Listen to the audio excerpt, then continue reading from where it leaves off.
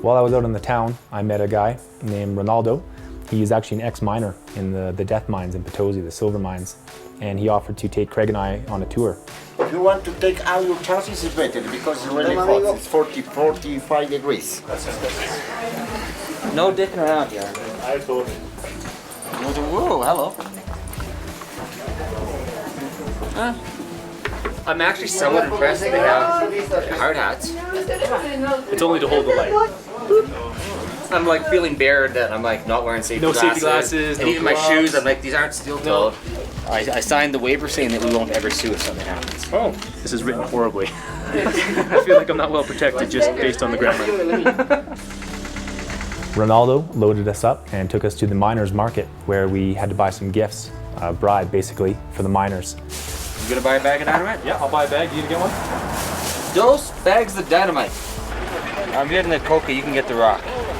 I don't condone drug use. Yeah, I bought drugs and dynamite is really were our gifts to the miners. I've never bought drugs and I've never bought dynamite, but I figured let's go all out and do them both. We headed out to a refinery where they take the raw ore and they crush it and basically float out all of the elements that they want. The refinery itself was a pretty ramshackle setup. It was rough and it was old and it was kind of like the start of the Industrial Revolution. When we went into these chemicals, everyone else had a mask and they said, you know, people that work here have to wear masks, but you guys were okay. I found it really interesting that they can only do the very basics of refining. It has to be sent away to Chile to be actually turned into a product, and I presume that they lose out on a lot of wealth because of that. Now we're going to go inside. First, we're going to walk 400 meters horizontal, and then we have to go down to the low places. We're going to be in the mine 2 hours. Okay? See. We have to go together. In some places fast, because in here there is a wagon. We have to check the wagon. There's a what? Wagon. A wagon. Trolley. A wagon, oh. In some places we have to walk fast. They still use these tracks? Of course.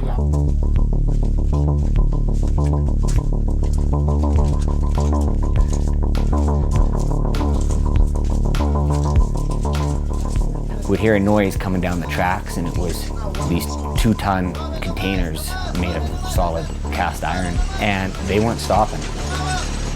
This mine has been around for more than 450 years. I expected that it would be a little more refined. Now we go down? Yes.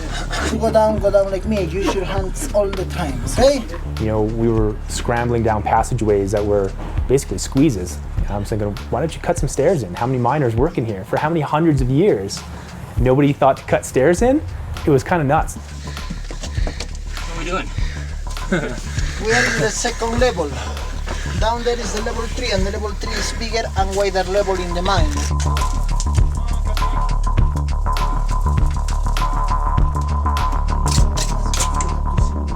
They've asked us if we would like to help load the baskets. I think it's actually more of a favor to us than actually helping them, because these guys are machines, but I still want to give it a go and kind of experience what they live.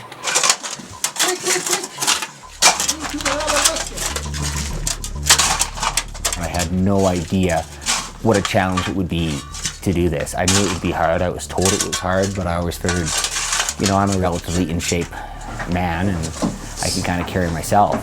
Let's get ready. Your cameras to take pictures. 2 of you up here. 2 of you. You could tell that they were just there to do a job. They were supporting their families, they were making their buck, and they were doing it by the hardest means possible. We eat the mines, and the mines eat us as well. And the conditions of the miners having here, the conditions are not changing at all. Conditions are similar like many years ago. 8 million people have died in 450 years. So you never know what's going to happen in there. You know, there could be an earthquake, there could be a misfiring of a load of dynamite, there could be a collapse, there could be a slip, a fall. There's timbers that were buckling under the weight and the shifting of the mountain. As we started descending down the passageways and tunnels, very tight passageways and tunnels, it got continually hotter and higher humidity. It became quite suffocating, actually.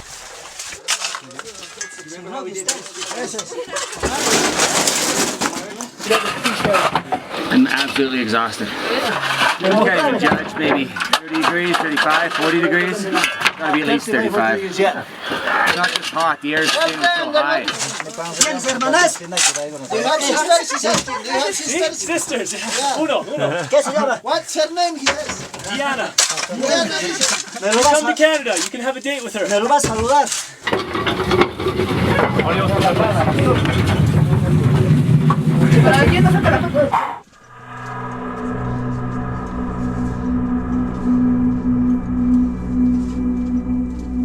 White color that you see here is zinc sulfate, but other miners consider this asbestos. Don't touch. You touch, don't lick your hands. I already did.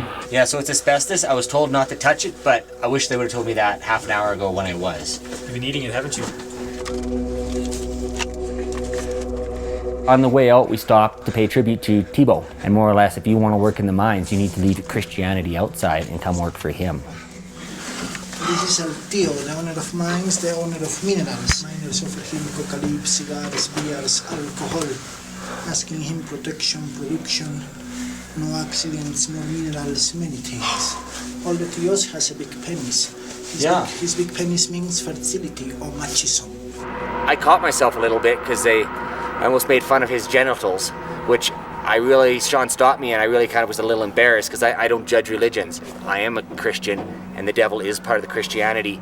That's why I almost said something inappropriate. It wasn't because I was judging another religion, but because it was my religion and how it's being used and it made me angry. It made me physically angry.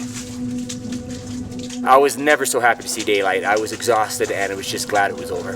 One day working there is harder than any day I've ever spent working, and for much, much less. So it goes to show you how tough life can be in parts of Bolivia.